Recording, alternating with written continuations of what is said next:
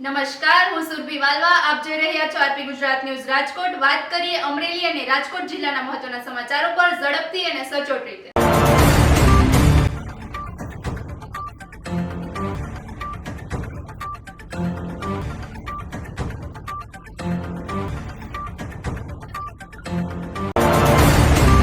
રાજકોટ કોર્પોરેશનની ચૂંટણી પહેલા આપ સક્રિય બની મવડી વિસ્તારના બાપા સીતારામ ચોક ખાતે ગોપાલ ઇટાલિયાએ જનસભા સંબોધી. આ સભામાં ઇટાલિયાએ કહ્યું કે શહેરમાં પણ એ જ લોકો વસે છે જેઓ ગામડાની સમસ્યાઓથી પરેશાન થઈને અહીં આવ્યા હોય. તેમણે સરકાર પર ટીયર ગેસ બોમ્બથી જવાબ આપવાના આક્ષેપો કર્યા છે. તેની સાથે જ શિક્ષણ, હોસ્પિટલ અને રસ્તાની સુવિધાઓ ન મળવા અંગે તીખી ટીકા કરી છે.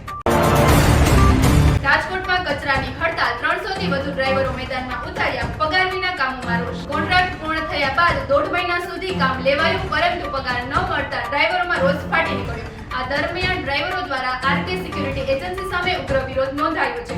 ડ્રાઈવરોમાં આ હડતાલને કારણે કચરાની કામગીરી ખોરવાઈ છે. અમરેલી જિલ્લાના જાફરાબાદમાં ટાઉન હોલ ખાતે વિકાસ સપ્તાહની ઉજવણી. આયુષ્માન કાર્ડ અને પીએમ સ્વનિધિ યોજના હેઠળ ચેક વિતરણ. આ ઉપરાંત પીએમ સ્વનિધિ યોજના હેઠળ લાભાર્થીઓને ₹15,000 થી 25,000ના સહાયક ચેક આપવામાં આવ્યા. આ યોજનાથી નાગરિકોને સ્વરોજગાર અને આત્મનિર્ભરતા તરફ પ્રોત્સાહન મળ્યું. આ કાર્યક્રમ દરમિયાન નગરપાલિકા પ્રમુખ રવીનાબેન બારૈયા, ઉપપ્રમુખ, ચેરમેન અને અન્ય આગેવાનો ઉપસ્થિત રહ્યા. વધુ સમાચાર માટે જોડાયેલા રહો આરપી ગુજરાત ન્યૂઝ રાજકોટ.